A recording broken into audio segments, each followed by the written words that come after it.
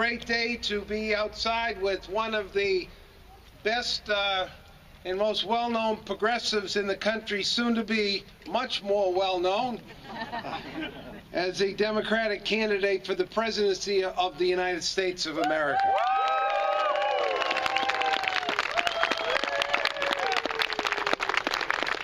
Bernie Sanders' story is an amazing story.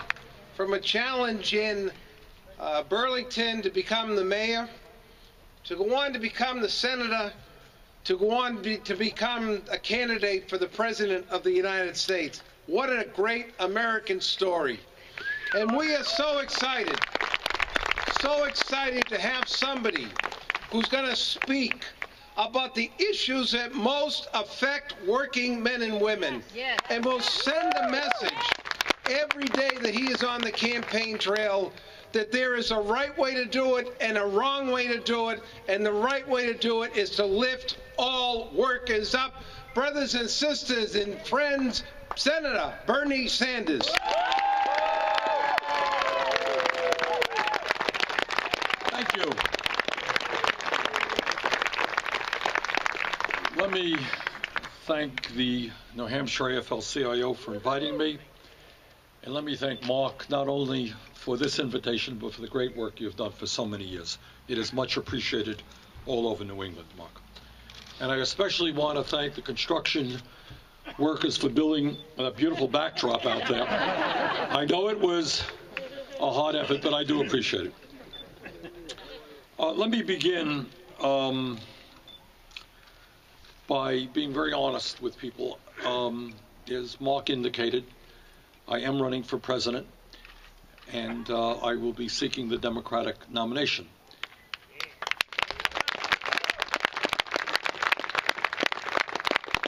And I have been thinking about this and talking to people in my state and all over this country for a number of months about whether it was a wise thing to do. Because it's when you run a national campaign, that is a heck of an undertaking. As you all know, I represent the state of Vermont. It's a beautiful state, has 620,000 people in it, and we know how to do things in Vermont. But running a national campaign, 50 states, 320 million people is a different story. And there were two major impediments that I was worried about as I was contemplating whether to run or not. And first of all, is there the political support all over America for a strong grassroots campaign? We all know that there's massive amounts of discontent in this country, but we are honest, and we also know there's a lot of demoralization. Many of your friends, family, your co-workers, they don't vote anymore. They've kind of given up on the political system. We just came from, well, there comes the sun. All right, this is great. We just came from a midterm election where 63% of the American people didn't vote, where 80% of young people didn't vote, probably 75% of low-income workers didn't vote. Can we rally those people? And that was one of the thoughts that I had. Can we get people really involved in a serious campaign, as Mark indicated, a campaign which deals with the real issues facing working families? That was one. And the second issue is that as a result of the disastrous Supreme Court decision on Citizens United, we are currently living in a situation where the billionaire class and the wealthiest people in this country are now able to literally buy elections. They can spend hundreds and hundreds and hundreds of millions of dollars to support the candidates they want, to oppose the candidates they don't want. We are seeing a real undermining of American democracy. This is a huge issue. And I was sitting there and I'm thinking, well, I'm not going to get support from the Koch brothers. I don't think so. I ain't going to get support from Wall Street. I'm not going to get support from the big energy companies. Can we, in fact, raise not as much money as the other people? They'll have more money. But can we raise enough money to run a credible, strong, and winning campaign? And let me give you some good news. We just announced the other day, as you know, in the first 24 hours of our campaign, 100,000 people signed up to participate. 100,000 people, 24 hours. All over the country, in 50 states in this country. 35,000 people made campaign contributions. We raised on our first day $1.5 million. And do you know what the average, this is what is really, I think, extraordinary. Do you know what the average contribution was? $43. 43 bucks. Now, when Jeb Bush and others hold fundraisers like that, Jeb is very concerned. He doesn't want his individual contributors at this point to contribute more than $1 million apiece. So let me echo Jed, please. I don't want anybody here, no more than $1 million. But where we are right now is exactly that these guys are forming super PACs, and the billionaires can contribute $10 million, $20 million, $50 million. That, to my mind, is not the kind of democracy that brave men and women fought to defend. That's not what American democracy is supposed to be about. So I pledge to you that during this campaign, and if elected President of the United States, one of my first tasks would be to make sure that we passed a constitutional amendment to overturn this disastrous Citizens United Supreme Court decision. And I believe in public service. I think that's what democracy is about. And I get very disheartened when I see young people all over this country and turning away from politics and not wanting to be involved in government.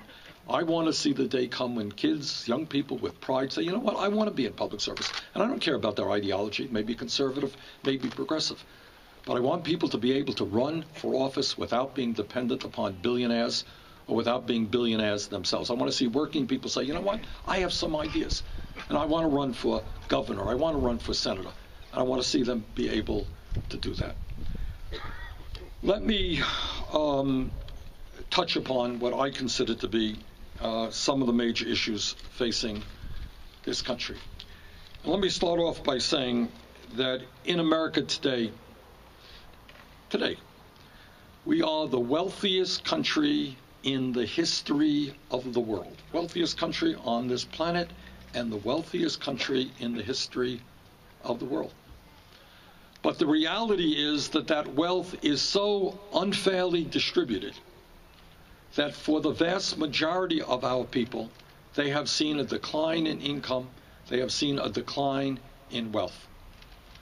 And what our job fundamentally is to create an economy that works well for all of us and not just for the billionaire class. Today in America, we have the most unequal distribution of wealth and income of any major country on earth, and it is worse today than at any time since 1929. Now listen to this one. I'm going to bore you with some facts, but it's important that we all understand this. Today, 99% of all new income is going to the top 1%. Got that? So in a certain sense, it doesn't matter how the overall economy is doing. Is GDP 2% growth, 2%, 4%, 6%? Doesn't matter. Because all of the new income is going to the top 1%. Listen to this. Today, in terms of wealth, the top 1/10 of 1%, 1/10 of 1% owns almost as much wealth as the bottom 90%. Got that? 1/10 of 1% owns almost as much wealth as the bottom 90%. Today, one family, the Walton family that owns Walmart, owns more wealth than the bottom 42% of the American people. One family. Today, in the last 2 years, the 14 wealthiest people in this country, Bill Gates, Warren Buffett, the Koch brothers, others, wealthiest 14 people saw their wealth increase by $157 billion. That is more wealth that they saw increased in the last 2 years than the bottom 40% of the American people have in entirety. In my view, that type of economy, when so few have so much and so many have so little, that economy is an immoral economy, it is an unsustainable economy, and it is not the economy that we can continue to have. That must change.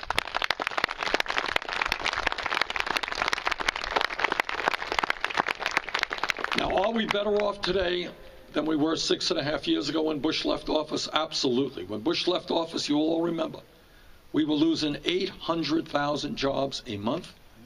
The financial system was on the verge of collapse internationally, and we were running up a $1.4 trillion deficit. Are we better off today than we were then? Absolutely.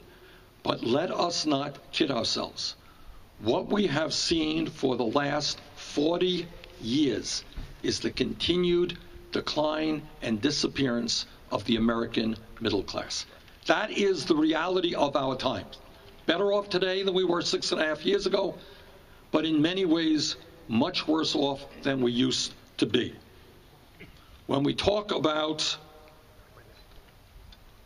employment, understand that real unemployment is not 5.5%. If you include those people who have given up looking for work and those people who are working part-time, do you know what real unemployment is in America today? It is 11%. We never talk about it. Do you know what youth unemployment is today? It is 17%. Do you know what African American youth unemployment is? It is off the charts. In America today, real median income, that family right in the middle of the American economy, has seen its income go down by almost $5,000 since 1999. And in fact, real median income is lower today than it was 26 years ago. So here's the point, and I know I'm boring you with detail, but it's important that we do this. We have seen an explosion of technology and productivity, correct? Every worker here is able to produce a lot more than was the case 20 or 30 years ago.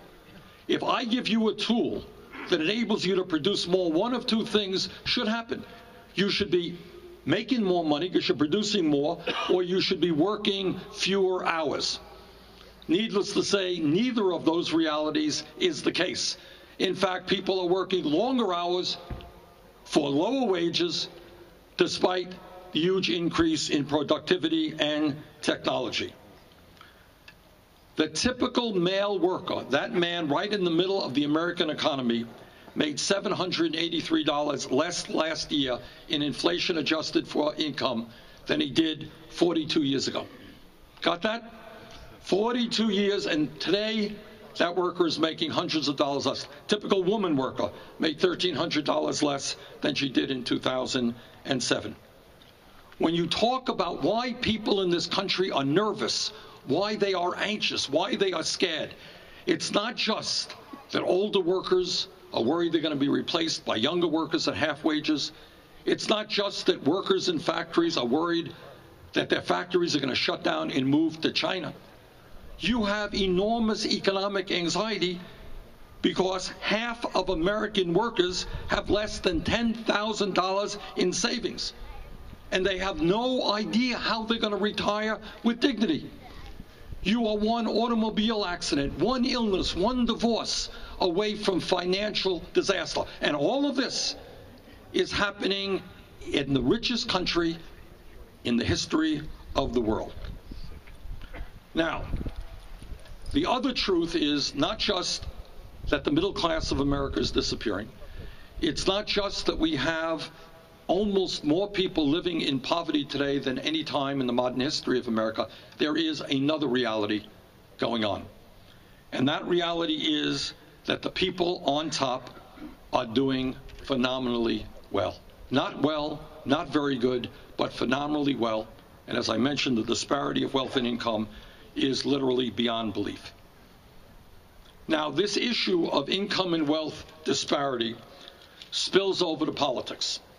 And it spills over to politics because people like the Koch brothers, who are worth $85 billion, what they say is, that's not enough. Hey, only $85 billion. How am I going to take care of my family? I mean, how am I going to put bread on the table? You know, how am I going to send my kids to school? $85 billion. So they are now spending close to $900 million on this election cycle in order to elect candidates who will do their bidding. And what is their bidding? Do you know what the Koch brothers stand for? What the Koch brothers stand for, we know David Koch ran for vice president of the United States on the Libertarian Party back in 1980. This was his platform. His platform was not to cut Social Security, to eliminate Social Security. Not to cut Medicare and Medicaid, to eliminate it. Not to cut the EPA, but to eliminate it. Literally to do away with public education in America. To bring us back into the 1920s, when the elderly, the children, the sick, and the poor had nothing. And if you needed some help, maybe some rich person would throw you some charity. Their goal is to do away with every major piece of legislation passed in the last 80 years since FDR was president, which protects working families. That is their agenda. And they are spending huge sums of money to elect people who will do just that. Now, let me give you an alternative vision to the Koch brothers' vision of feudalism. All right? And here is a vision. The vision says that when real unemployment in America is 11%, the federal government has got to be active in creating millions of decent-paying jobs. We need a major federal jobs program. In New Hampshire and in Vermont and in states all over this country, our infrastructure is crumbling. That is our roads, our bridges, water systems, wastewater plants, rail, airports, levees, dams. The American Society of Civil Engineers tells us we have to spend $3.5 trillion to bring that infrastructure up to par. I recently introduced legislation that would invest $1 trillion over a 5-year period rebuilding our infrastructure. It would create and maintain 13 million decent-paying jobs, and that's legislation that has got to be passed. And when we talk about jobs, what we want is a trade policy that creates jobs in the United States of America and not just in China. So you are looking at a candidate who, from the very beginning, I was walking on picket lines in the early 1990s against NAFTA, against CAFTA, against permanent normal trade relations with China. All of these trade agreements are pushed by corporate America, they're pushed by Wall Street, they're pushed by the pharmaceutical industry, and the function of these trade agreements is to allow companies in America to shut down here, move to low-wage countries abroad, and bring their products back to America. I am helping to lead the opposition to the Trans-Pacific Partnership because enough is enough. We do not need another disastrous trade policy. We believe in fair trade, not unfettered free trade. I mean, the TPP trade agreement, what will be asked of American workers is to compete against people in Vietnam whose minimum wage is 56 cents an hour. What is involved in TPP is asking American workers to compete against slave labor in Malaysia, where migrants coming into that country have their passports taken away and in the electronics industry are working for pennies an hour. That is not the way we treat American workers. So what we need are trade policies which, among other things, say to corporate America, you want us to buy your products. It is high time you started producing those products here in America and not low-wage countries around the world. When we talk about the economy, it is not just the loss of good-paying jobs. And by the way, these trade agreements have cost us millions of decent-paying jobs. In the last, since 2001, almost 60,000 factories in America have been shut down. Do you know that? Almost 60,000 factories. Trade is not the only reason. There are other reasons as well. But trade plays an important part. And if you want to know what's going on in the American economy today, let me give it to you in one paragraph. 30 years ago, and I know we have people from the UAW here?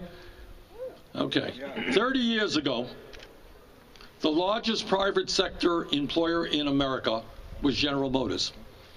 Good wages, good retirement benefits, good health care, and a strong union, UAW. Today, the largest employer in America is Walmart. Low wages, almost no benefits, vehemently anti-union. That is what has happened to the American economy. And I prefer a General Motors economy to a Walmart economy. We've got to rebuild our manufacturing base in this country. When we talk about rebuilding our manufacturing base, we also have to understand that there will not be a strong middle class in this country unless there is a strong trade union movement. That's right. Absolutely.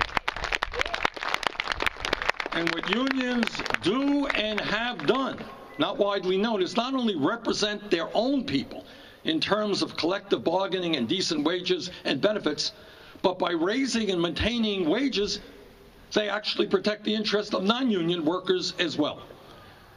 And right now, it is harder and harder for workers to be able to join unions because of massive opposition from employers and illegal activity. We need to pass card check type legislation which says that if 50 workers in a shop plus one want to join a union, they will be able to have that union. Let's grow the trade union movement.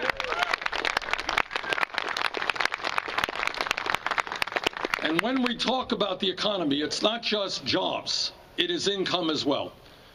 You can have jobs, but yet people can't live on the incomes that they are earning.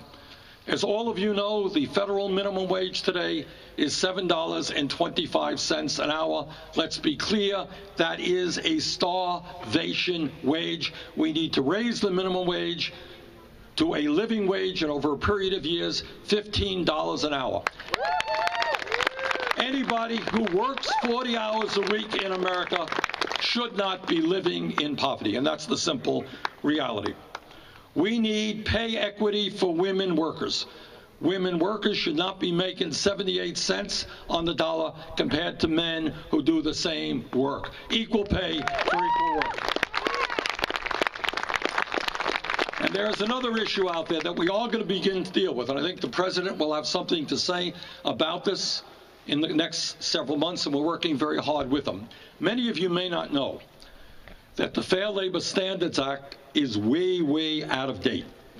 And back in the days, most people who worked 50 hours a week would get time and a half for overtime. That is not the case today. Today, if you are a quote-unquote supervisor at McDonald's, and you're supervising 2 people, and you work 60 hours a week, and you make more than $25,000 a year, you don't get any overtime. Do you know that? Yeah. So we need to change those laws, bring that threshold up to at least $55,000. And that will mean a whole lot in putting money into the hands of working people by allowing them to get time and a half when, in fact, they're working overtime.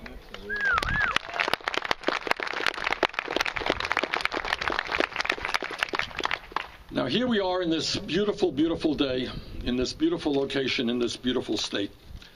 But I want to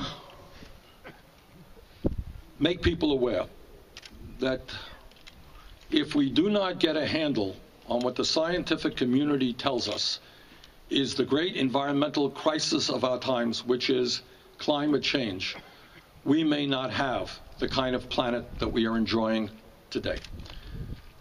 The scientists are very clear. Climate change is real. Climate change is caused by human activity. Climate change is already causing devastating problems. We have got to transform our energy system away from fossil fuel to energy efficiency and sustainable energy. And by the way, when we do that, we're going to create hundreds of thousands of jobs and leave our kids a more habitable planet.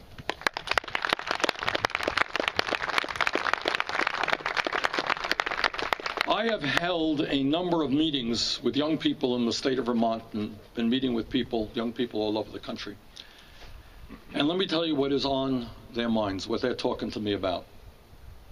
All of you know that we live in a competitive global economy, and all of you know that we're not going to compete effectively unless our young people have the ability to get a higher education. And right now in America, hundreds of thousands of young people are looking at the cost of college, and they're saying, thank you, no thank you. I am not going to leave school $50,000, $70,000 in debt. And millions of others graduate college and are dealing with horrendous debt. I saw a young woman last year in Burlington, and her crime was that she went to medical school and she wanted and is practicing primary health care with lower income people, exactly what we need in America. Her debt is $300,000. Talk to dentists. They graduate dental school, $250,000 in debt. Now, what many Americans don't know is that we are competing in a global economy in which countries like Germany and Scandinavia, many other countries, they're a little bit smarter than we are. And they understand that to have a well-educated workforce, they're going to have to make it easier for their young people to be able to get a college education. In Germany, for example, tuition in their public colleges and universities is zero. I think that should be the same thing here in the United States of America. I think what we want to say to our young people, we want you to go to school, we want you to study hard, we want you to be as productive a worker as you can be. And we're not going to stop you from getting that education because you come from a family that does not have a lot of money. And then people say, well, they say, Bernie, you know, that's great, that's nice, but that's an expensive proposition. And you're right. We're working on a bill. We're going to introduce a bill to do just what I told you, to make tuition free for public colleges and universities. We estimate at this point that will cost $70 billion a year. It's a lot of money. You say, Bernie, how are you going to get the money? Well, let me tell you how I'm going to get the money. Right now in the United States of America, we have large, profitable, multinational corporations who make billions of dollars a year in profits and who in some cases pay zero in federal income taxes. Zero.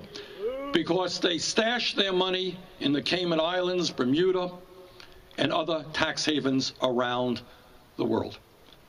And what I have a message for these multinationals, and that is, it is time they rejoin the United States of America. It is time they started paying their fair share of taxes.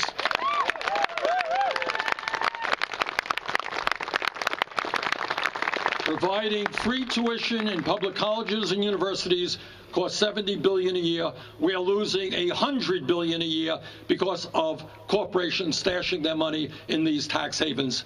We can, in fact, get our priorities right and allow our kids, regardless of income, to get a college education. Another very important issue that I want to talk about, and that is I voted for the Affordable Care Act, and I think the Affordable Care Act has done a lot of good things. It is not a perfect piece of legislation, and I know the union's concerned about the so-called Cadillac plan, which we are intending to deal with.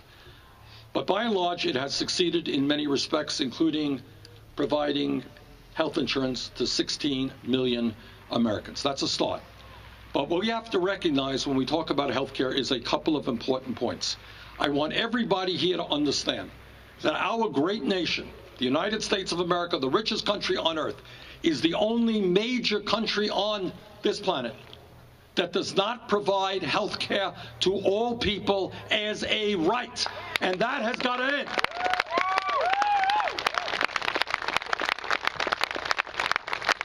All of our people should know that when they get sick or when they need to go to the doctor, they can do that regardless of their income. And by the way, the business community doesn't fully understand this, but when you take the huge expense and efforts that they have to go through to provide health insurance to their workers, if we had a national health care plan, they could go about the business of doing their business rather than getting so deeply involved in health care. Health care must be a right for all people. And I believe the way you do that, the most cost-effective way that I do it is you take Medicare, you expand it to all of our people. A Medicare for all single-payer system will be cost-effective, guarantee health care to all people. Now, I am the ranking member of the Budget Committee, which has been very interesting because we're now dealing with the Republican budget. And the problem with the Republican budget, it is such a terrible budget that when I tell you some of what is in it, your response will be, well, he's being really partisan. It really can't be that bad. And that's really, and the media doesn't talk about it too much because it's so crazy that almost nobody takes it seriously. But this is their budget. We are the only country in the world that doesn't guarantee health care to all people. We have 35 million who have no health insurance today. What the Republicans do is end the Affordable Care Act in their budget and then make $440 billion cuts in Medicaid. They are going to throw 27 million people off of health insurance. Can you believe it? Oh, yeah. And this is what they're doing. So you got 35 million now uninsured. They want another 27 million. And you go to them, and I do. You know, I'm the ranking member of the committee. Okay, what's your plan? How many of those 27 million people that you threw off health insurance will die? And many of them will. Thousands of them will. How many of them will suffer and become much sicker than they should have been because they no longer can go to the doctor? What's your solution? What's your idea? They have nothing to say. Nothing to say. Just throw them off. Then you have a situation where, as I mentioned, millions of young people are struggling to be able to afford to go to college. The Republican solution is to cut over a 10-year period $90 billion in Pell Grants. $90 billion, which will make it that much harder for middle-class and working-class young people to go to college. That is their response to the crisis in higher education. In America today, we have over 40 million people who are living in poverty. We have families in New Hampshire, in Vermont, and all across this country who, by the way, are working 40 hours a week and are not earning enough money to adequately feed their families. They are flooding emergency food shelves. And the Republican response to hunger in America is to make devastating cuts in food stamps, the WIC program, and other nutrition programs. At a time of massive income and wealth inequality, where almost all of the money is going to the top 1%, the Republicans have thought hard about that problem. And their solution is that what we need in America are huge tax breaks for billionaires and raising taxes on working people. This is true. Their proposal in the budget is to repeal the estate tax. The estate tax applies to the top 0.2%. 99.8% of Americans don't pay a nickel in estate taxes. Only the wealthiest 6,000 families in America. Republicans repealed the estate tax, which was a $269 billion tax break over 10 years for the wealthiest 0.2%. And then they say, well, maybe we should get rid of what some of us put into the earned income tax credit and the child tax credit, which is to make it more generous. They're going to let the additional benefits expire, which will mean higher taxes for lower income and middle class Americans. So the Republican solution to income and wealth inequality is to give huge tax breaks to billionaires and to raise taxes for low income and working Americans. That is the reality. And then in the midst of all of this stuff, they look at Social Security. And they say, well, there's Social Security. Social Security is enormously popular. Social Security is enormously effective. Before Social Security, 50% of seniors lived in poverty. Today, that number is 9 or 10%. What do they want to do? They want to cut Social Security and eventually privatize Social Security. They want to convert Medicare into a voucher program so that if you're old, we'll give you a check for $8,000 and you can go out and get private insurance. Well, you tell me, if you're dealing with heart disease or cancer and somebody gives you a check for $8,000, what kind of insurance policy are you going to get? It'll last you a few days in the hospital. Our job, and we have got to be honest about this, and this is where we need a vision. The Koch brothers have a vision. It is an extremely radical vision. It does away with every positive piece of legislation passed in the last 80 years and brings us back into a society where a handful of people had it all. We need another vision. And among other things, that vision says that when seniors in this country, and there are millions of them, who are trying to survive on $13,000 or $14,000 in Social Security, not only are we not going to cut Social Security, in fact, we're going to expand Social Security. And we've introduced legislation to do that. So let me conclude by saying this. Our job is to think big, not small. Our job is to say that in the wealthiest country in the history of the world, with so many smart people, with so many productive people, with so many idealistic and educated young people, that we can do much better than we're doing now. We can create a nation in which every person has health care as a right. We can do that. We can create a nation in which every person can get a higher education regardless of their income, of their families. We can create a nation in which we have the best infrastructure in the world, not the 12th best in the world. We can create a nation in which anybody who wants to can run for office, even if they're not a billionaire, and if they choose not to be beholden to billionaires. We can create that kind of nation. We can create a nation in which everybody who works 40 hours a week earns at least a living wage. This is not some utopian vision. It really is not. What you have seen in the last 30, 35 years is a massive redistribution of wealth in this country, from the working families and the middle class to the top 1/10%. Our job is to move that redistribution in a slightly different way, from the top down to the middle class and the lowest income people. We can do that. So I want to just conclude by saying this. I am extremely excited to be running for President of the United States. I think that we have a message which will resonate all over this great state of New Hampshire, and it will resonate all over the United States of America. And I think we're going to bring some strange bedfellows into our coalition. Because I think there are a lot of conservatives out there who really don't think it's appropriate that a handful of Wall Street firms have so much wealth and so much power. I think there are a lot of moderates out there who do not think that it is a good idea that the Koch brothers and other billionaires are able to buy elections. I think if we focus on the issues, and Mark introduced me by saying this, if we focus on the issues that are relevant to the vast majority of our people, how we make sure that our kids have a decent start in life, how every American who works hard earns a decent income, how we deal with this grotesque level of income and wealth inequality, how we deal with climate change, how we deal with education.